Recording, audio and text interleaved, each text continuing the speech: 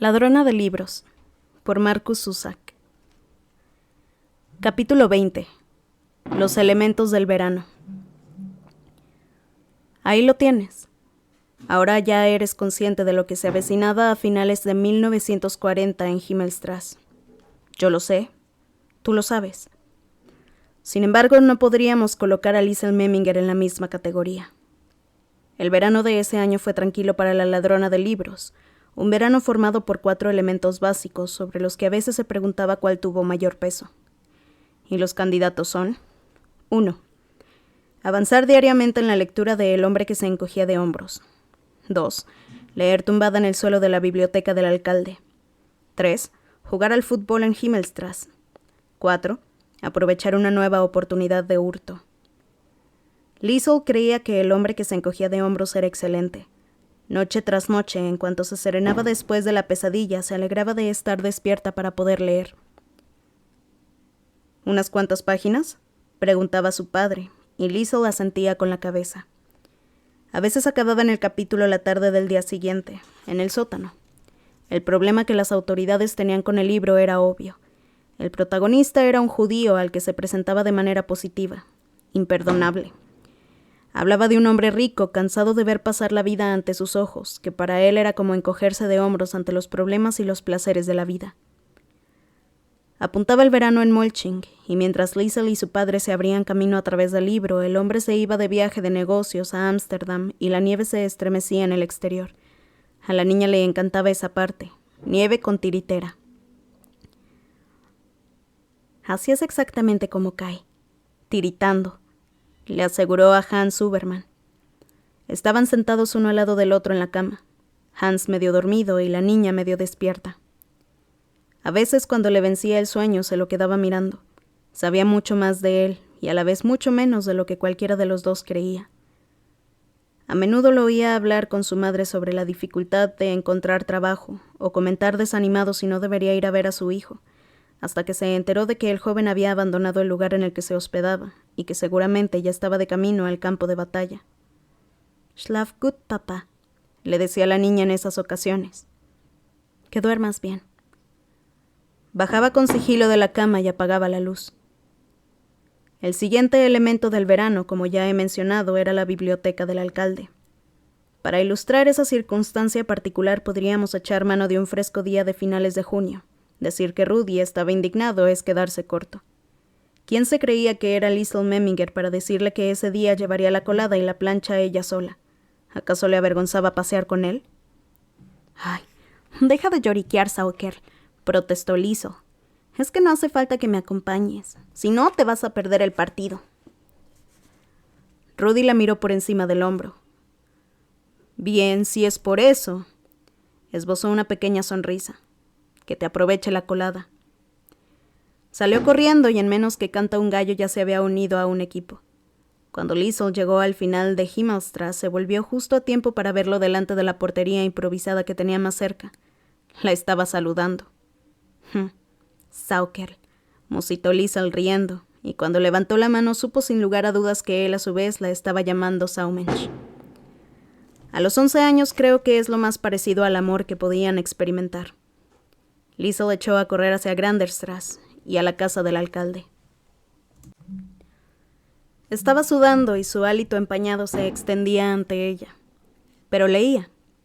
Era la 4ª vez que la mujer del alcalde dejaba entrar a la niña y ahora estaba sentada al escritorio con la mirada perdida en los libros. En su segunda visita le había dado permiso para que eligiera uno y lo leyera, lo que condujo a otro y a otro más, hasta que se decidió por media docena que o bien llevaba bajo el brazo o bien apilaba sobre el montón cada vez más alto en la mano que le quedaba libre. Ese día, mientras Liesl se deleitaba en la parte más fresca de la habitación, su estómago protestó, pero la mujer muda y derrotada no reaccionó. Volvía a llevar puesto el albornoz, y aunque a veces observaba a la niña, nunca se detenía en ella demasiado tiempo. Por lo general prestaba mayor atención a lo que tenía cerca, a algo ausente. La ventana estaba abierta de par en par, una boca cuadrada y fresca por la que de vez en cuando se colaba una ráfaga de aire. Liesl estaba sentada en el suelo y tenía los libros esparcidos a su alrededor. Al cabo de 40 minutos se fue. Todos los libros volvieron a su sitio. «Adiós, Frau Hermann», Las palabras de despedida siempre tomaban por sorpresa a la mujer. «Gracias». La mujer le pagó con movimientos estudiados, y Liesl se fue. Todos sus movimientos estaban calculados, y la ladrona de libros corrió de vuelta a casa. A medida que el verano avanzaba, la habitación abarrotada de libros se hacía más cálida. Por eso los días que le tocaba entrega o recogida, estar tumbada en el suelo no le parecía tan incómodo. Liesl se sentaba junto a una pila de libros y leía unos cuantos párrafos de cada uno, intentando memorizar las palabras que no conocía para preguntárselas luego a su padre al llegar a casa. Tiempo después, ya de adolescente, cuando Liesl quiso escribir acerca de esos libros, no consiguió recordar los títulos. Ni uno. Tal vez habría estado mejor preparada si los hubiera robado. Lo que sí recordaba era que en el interior de la cubierta de uno de los libros ilustrados había un nombre escrito con torpeza. El nombre de un niño, Johann Hermann.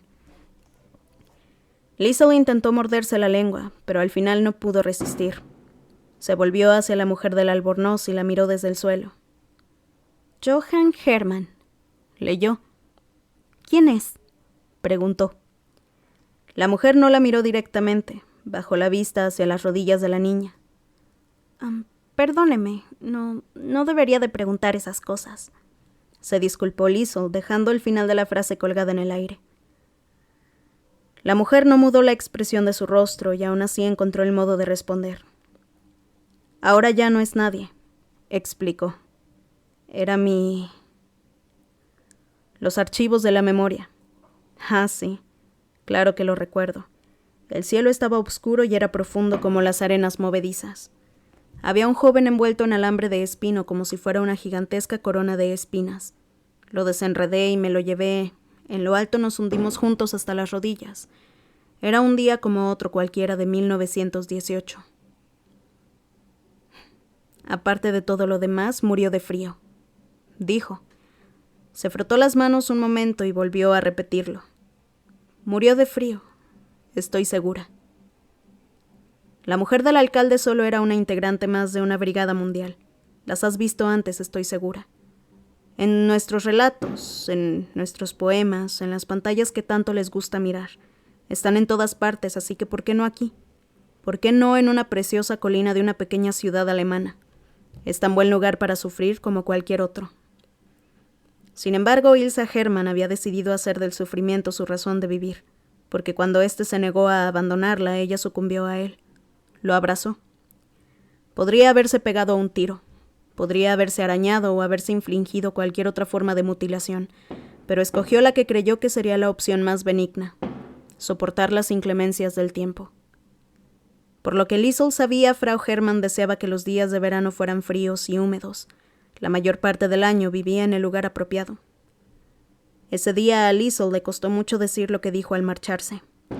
Traducido podríamos comentar que tuvo que forcejear con 2 palabras gigantes, cargarlas al hombro y arrojarlas con torpeza a los pies de Ilsa Hermann. Pesaban tanto que al final la tambaleante niña no pudo sostenerlas más y cayeron de lado. Quedaron postradas en el suelo en toda su extensión, extravagantes y desvargadas.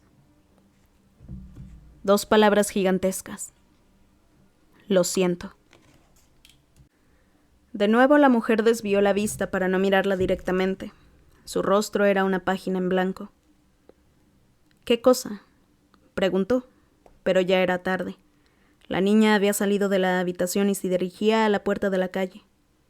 Liesl la oyó y se detuvo, pero decidió no volver atrás. Prefirió salir de la casa y bajar los escalones sin hacer ruido. Abarcó Molchin con la mirada antes de adentrarse en la ciudad y se compadeció de la mujer del alcalde durante un buen rato. A veces Liesl se preguntaba si no debería dejar de ir a visitar a la mujer, pero Ilsa Hermann era demasiado interesante y no podía hacer nada contra la atracción que ejercían los libros sobre ella. Antes las palabras la habían hecho sentirse como una inútil, pero ahora, cuando se sentaba en el suelo junto a la mujer del alcalde, experimentaba una innata sensación de poder. Ocurría cada vez que descifraba una nueva palabra o construía una frase. Era una niña, en la Alemania nazi. Qué apropiado que descubriera el poder de las palabras. Y qué amargo y liberador sería muchos meses después utilizar el poder de este reciente descubrimiento, cuando la mujer del alcalde la defraudó. Con qué rapidez olvidaría la compasión, que se convertiría en algo completamente... Sin embargo, en esos momentos, en el verano de 1940, no podía adivinar lo que se avecinaba, y en muchos sentidos. Lo único que tenía delante de ella era una mujer triste en una habitación abarrotada de libros a la que le gustaba visitar. Eso era todo. La segunda parte de ese verano. La tercera, gracias a Dios, fue un poco más alegre. Jugar al fútbol en Himmelstrasse. Permíteme que te describa una escena. Pies que se arrastran por el asfalto. El fervor del aliento juvenil. Gritos. ¡Aquí! ¡Pásala! El brusco rebote de la pelota contra el asfalto. Todo esto podíamos encontrar en Himmelstrasse ya avanzado el verano, junto con varias disculpas. Las disculpas procedían de Liesl Memminger. Iban dirigidas a Tommy Müller. A principios de julio por fin consiguió convencerlo de que no iba a matarlo. Desde la paliza que le había propinado en noviembre pasado, Tommy temía todavía tenerla cerca, por lo que en los partidos de fútbol de Himmelstrasse se mantenía una distancia más que prudencial. Uno nunca sabe cuándo puede atacar, le confió a Rudy mezclando tics y palabras. En defensa de Liesl he de admitir que ella jamás cejó en su empeño de tranquilizarlo. Le reconcomía haber hecho las paces con Ludwig Schmeichel y no con el inocente Tommy Müller, que seguía encogiéndose ligeramente cada vez que la veía. ¿Cómo iba a saber yo que ese día me sonreías a mí? No hacía más que preguntarle ella. Incluso lo sustituyó en la portería cuando le tocaba a él hasta que el resto del equipo le suplicó a Tommy que volviera. «Vuelve a la portería y no te muevas de ahí», le ordenó al final un niño llamado Harald Mollenhauer. «Eres un inútil». Esto sucedió después de que Tommy lo tirara al suelo, estando Mollenhauer a punto de marcar. De no ser porque pertenecían al mismo equipo, habría supuesto un penalti a su favor. Liesl salió de la portería y, sin saber cómo, siempre acababa marcando a Rudy. Se hacían duras entradas y se ponían las zancadillas sin dejar de insultarse. Rudy comentaba y la pobre Saumensch se quedaba con las ganas de regatear. No tiene ni la más mínima posibilidad. Por lo visto le gustaba decirle que se pasaba el día rascándose el trasero. Era uno de los placeres de la infancia. Otro de los placeres era robar, por descontado. Cuarta parte, verano de 1940. Hay que reconocer que a Rudy y a Liesl los unían muchas cosas, pero el hurto acabó de consolidar su amistad. Lo propició la situación y lo impulsó una fuerza ineludible, el hambre de Rudy. El chico sufría de una necesidad constante de llevarse algo a la boca. Además del racionamiento al que todos estaban sometidos, en los últimos tiempos el negocio de su padre no funcionaba bien. La amenaza de la competencia judía había desaparecido, pero también los clientes judíos. Los Steiner se las ingeniaban como podían para ir tirando. Como mucha otra gente que vivía en la zona de Himmelstrasse, dependían de los trueques. Liesl le daba un poco de comida, pero tampoco sobraba en su casa. Rosa solía hacer sopa de guisantes. La preparaba el domingo por la noche y si ya apenas llegaba por una ración, mucho menos para repetir. Cocinaba la cantidad justa para que durara hasta el sábado siguiente, y el domingo volvía a preparar una nueva tanda. Sopa de guisantes, pan, a veces patatas o trocitos de carne. Te lo comías, no pedías más y no protestabas. Al principio se entretenían con lo que fuera para olvidar la comida. Rudy no pensaba en ellas si jugaban al fútbol en la calle o si tomaban las bicicletas de sus hermanos y pedaleaban hasta la tienda de Alex Steiner, o si visitaban al padre de Liesl si ese día en concreto trabajaba. Hans Huberman se sentaba con ellos y les contaba chistes cuando empezaba a oscurecer. Con la llegada de unos pocos días calurosos, aprender a nadar en el Amper se convirtió en una nueva distracción. El agua todavía estaba fría, pero de todos modos se metían. «Vamos, solo hasta aquí que todavía haces pie», la animó Rudy. Liesl no vio el enorme hoyo en el que estaba a punto de desaparecer y se hundió hasta el fondo. Casi se ahoga por la tromba de agua que tragó, pero salvó la vida gracias a que empezó a manotear como un perrito. «Ugh, serás imbécil», lo acusó desplomándose en la orilla. Rudy fue lo bastante sensato para mantenerse a una distancia prudencial. Había visto lo que le había hecho a Ludwig Schmeichel. «¿Ahora ya sabes nadar, que no?» No parecía muy agradecida por la lección mientras se alejaba dando grandes zancadas. Llevaba el cabello pegado a un lado de la cara y se le caían los mocos. ¿Eso quiere decir que no me vas a dar un beso por enseñarte? Le gritó. Saukerl. Tendrá cara. Era inevitable. Al final, la penosa sopa de guisantes y el hambre de Rudy los empujaron a robar y los animaron a unirse a un grupo de chicos mayores que robaban a los agricultores, ladrones de frutas. Después de jugar un partido de fútbol, tanto Liesl como Rudy aprendieron las ventajas de tener siempre los ojos bien abiertos. Sentados en el escalón de la puerta de Rudy, vieron que Fritz Hammer, uno de los mayores, se estaba comiendo una manzana. Era de la variedad Klar, de las que maduran en julio y agosto, y tenía una pinta estupenda. Otras 3 o 4 abultaban sin reparos en los bolsillos de la chaqueta. Se acercaron disimuladamente a él. ¿De dónde las has sacado?, preguntó Rudy. Al principio el chico se limitó a sonreír de oreja a oreja. Shh. Dejó de masticar, sacó otra manzana del bolsillo y se la lanzó. Se mira, pero no se come, les advirtió. La siguiente vez que vieron al chico con la misma chaqueta, un día demasiado caluroso para llevarla, lo siguieron y llegaron río arriba, cerca del sitio donde Liesl solía leer con su padre cuando estaba aprendiendo. Lo esperaban un grupo de 5 chicos, algunos larguiruchos, otros bajitos y delgados. En esos tiempos por Molchin corrían varias pandillas del estilo, y algunas incluso contaban con miembros que apenas superaban los 6 años. El cabecilla de esta en cuestión era un simpático delincuente de 15 años llamado Arthur Berg. El muchacho echó un vistazo alrededor y descubrió a los 2 niños de 11 años a su espalda. ¿Y?, preguntó. Me muero de hambre, se explicó Rudy. Y es rápido, aseguró Liesl. Berg la miró. No recuerdo haber pedido tu opinión. Tenía la típica complexión adolescente y el cuello largo. Los granos se distribuían por su cara en grupos homogéneos. Pero me caes bien. Era simpático, aunque algo prepotente, como suelen serlo los adolescentes. ¿No fue esta la que le pegó a tu hermano, Andel? Por lo visto había corrido la voz. Una buena paliza supera las barreras de la edad.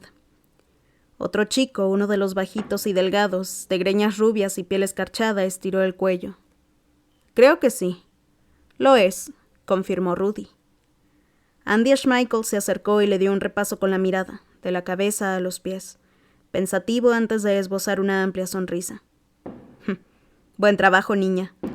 Incluso le dio una palmada en la espalda donde se encontró con el borde afilado de un omóplato. Me las habría cargado si lo hubiera hecho yo. Arthur se volvió hacia Rudy. Y tú eres aquel de lo de Jesse Owens, ¿no? Rudy asintió. Está claro que eres idiota, concluyó Arthur, pero eres un idiota de los nuestros. Vamos. Ya tenían una pandilla. Al llegar a la granja les pasaron un saco. Arthur Berg llevaba su propia bolsa de arpillera. El cabecilla se pasó una mano por la suave mata de cabello. ¿Alguno de los 2 ha robado antes? Pues claro, aseguró Rudy. No hacemos otra cosa. No sonó demasiado convincente. Liesl fue más específica. Yo he robado 2 libros. Arthur se echó a reír, 3 cortos resoplidos. Sus granos cambiaron de posición. Los libros no se comen, Hernana. Desde allí estudiaron los manzanos que se extendían en largas y sinuosas hileras. Arthur Berg dio las instrucciones. 1, que no los pillen en la valla. Empezó. Si los atrapan, los dejaremos atrás, ¿entendido? Todo el mundo asintió con la cabeza o dijo que sí. 2. 1 en el árbol y el otro abajo. Alguien tiene que meterlas en el saco. Se frotó las manos. Estaba disfrutando. 3. Si ven que viene alguien, gritan como si les fuera la vida en ello. Y todo. Dios sale pitando. ¿Entienden? 2 aspirantes a ladrones de manzanas en susurros. Liesl, ¿estás segura? ¿De verdad quieres hacerlo? Mira esa valla, Rudy, es muy alta. No, mira. Primero pasas el saco por encima, ¿ves? Como ellos. Está bien. Pues vamos. No puedo. Rudy. Mueve el culo, Saumensch.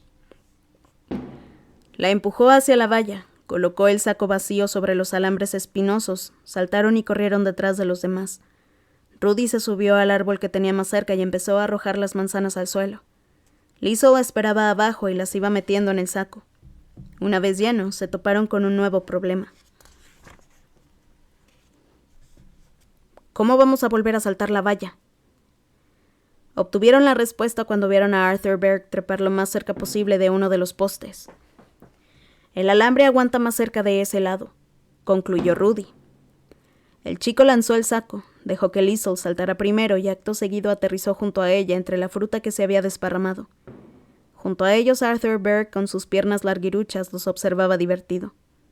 No está mal, dijo la voz desde las alturas. No está nada mal. Una vez en el río, ocultos entre los árboles, Berg consiguió el saco y les dio una docena de manzanas a cada uno. Buen trabajo, fue su último comentario al respecto.